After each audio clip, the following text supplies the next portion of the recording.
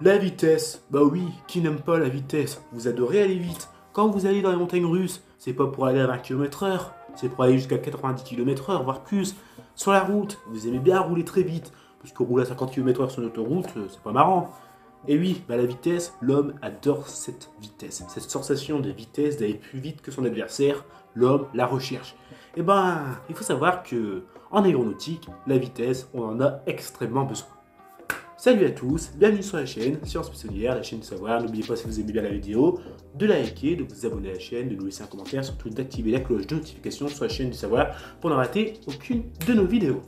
La vitesse, et oui, bah l'homme adore tout ça. Mais il faut savoir qu'en aéronautique, un avion, lorsque ça vole, eh ben, ça peut se heurter à un problème physique très particulier. Et oui, parce que bon, bah, au bout d'un moment, il faut savoir que lorsqu'un avion va trop vite, il se heurte à ce qu'on appelle le mur du son.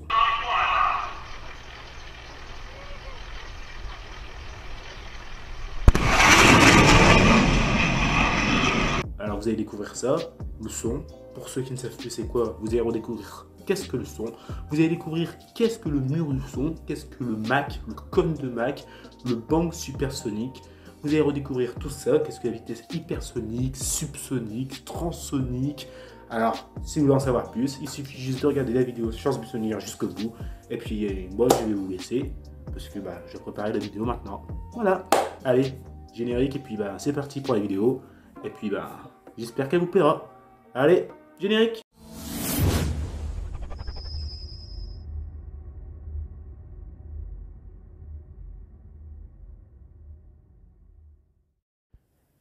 Et c'est parti pour la vidéo sur qu'est-ce que le mur du son et le bang sonore. Alors il faut savoir déjà pour commencer, la première question qu'on va se poser, c'est qu'est-ce que le son?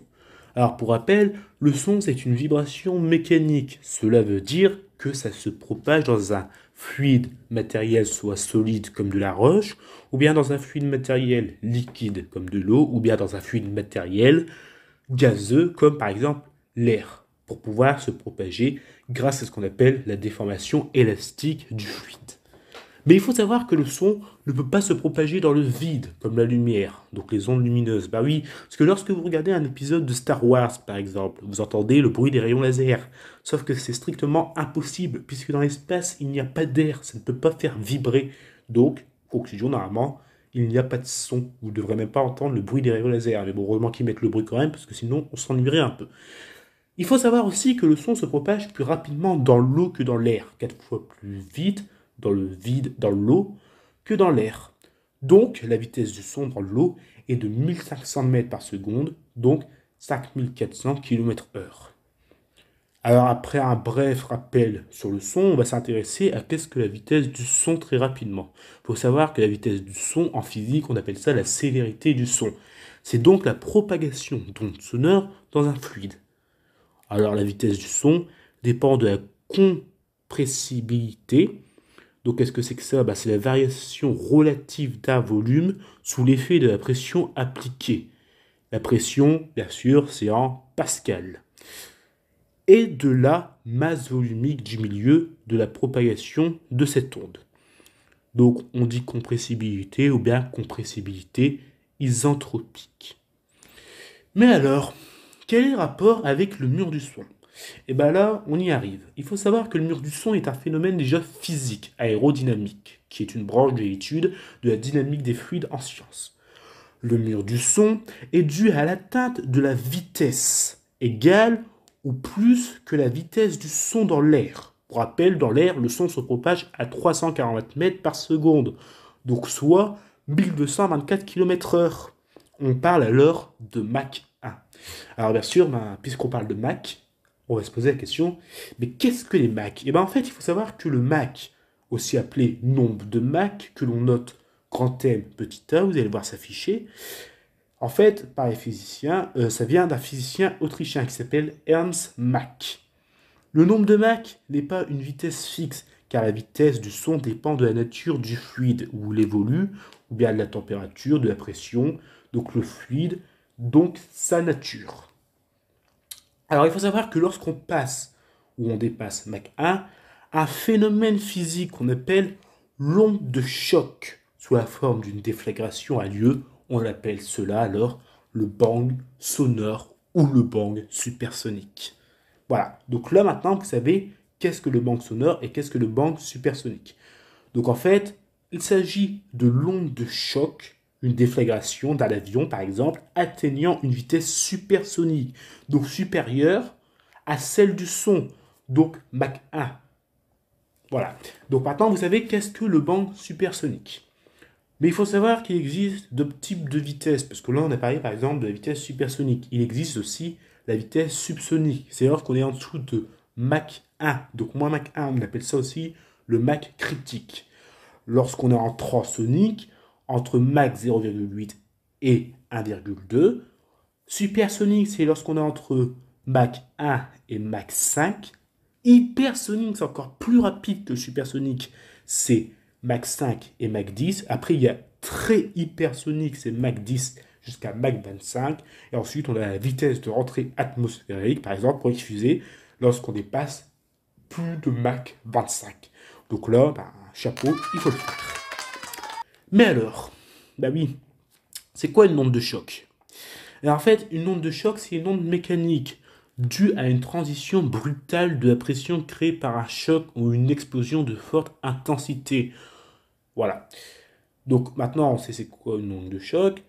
Et alors, le bang sonore, on peut aussi se poser la question, bah, en aérodynamisme, on le retrouve, mais où est-ce qu'on peut aussi le retrouver? Eh bien, il faut savoir qu'on peut retrouver le bang sonore aussi dans ce qu'on appelle l'effet Vavilov-Cherenkov. Et là, il faudra aller voir une de nos anciennes vidéos de notre saison 1 sur sciences buissonnières. Vous allez voir une suggestion apparaître sur votre écran. Donc, il faudra aller voir la vidéo sur l'effet Cherenkov pour comprendre ce que c'est. Et donc aussi, on peut... voilà. Et donc, par exemple, ça, le bang sonore, on peut aussi le retrouver lors de l'explosion d'une étoile, qu'on appelle une supernovae, donc une supernova, ou bien pour les sursauts de gamma. Enfin, il faut savoir, bah oui, qu'en fait, un avion, lorsqu'il vole, il se déplace en même temps que les ondes. Celles-ci sont donc plus resserrées à l'avant, donc au niveau du nez de l'avion, et donc plus espacées à l'arrière. Donc en fait, à Mach 1, les ondes sonores se superposent et forment ce qu'on appelle une onde de choc. Et c'est ça qu'on appelle le cône de Mach. Et ben voilà d'où vient le cône de Mach. Et en fait, il faut savoir que l'atmosphère, lorsqu'il est très humide, le phénomène peut alors s'accompagner d'une locale condensation, ce qui permet la visualisation des ondes de choc, suivant les jardins. Donc par exemple, aussi, on a retrouvé ce phénomène d'onde de choc lors de l'explosion qui a eu à Beyrouth en 2020. Alors, pour finir cette vidéo en beauté, eh ben, je voulais vous faire un petit bonus, bah oui, parce que ça peut servir. Il y a un autre phénomène physique aussi à ça qui s'ajoute. Il faut savoir que lorsque la baisse soudaine de la pression de l'air se produit, cela crée un nuage. Et oui, un nuage de condensation apparaît lorsqu'un avion approche de la vitesse du mur du son. On appelle cela le phénomène de singularité de Prandtl-Glauert, du nom de l'ingénieur physicien allemand Ludwig Prandtl et de l'aérodynamiste Hermann Ploert. Voilà, donc ça c'est aussi un autre phénomène physique qui a lieu. Donc en fait, c'est par exemple le phénomène qu'on retrouve lorsqu'il y a par exemple une onde de choc comme l'explosion qu'il y a eu à Beyrouth, on voit bien le nuage de condensation, ou bien lorsqu'un avion laisse des traînées de condensation derrière lui. Et enfin, pour terminer cette vidéo, un petit bonus, eh ben, il faut savoir que le premier avion qui a réussi à passer le mur du son s'appelle le X1 46062, qu'on surnomme et qui est aussi appelé le Glamour Glennis.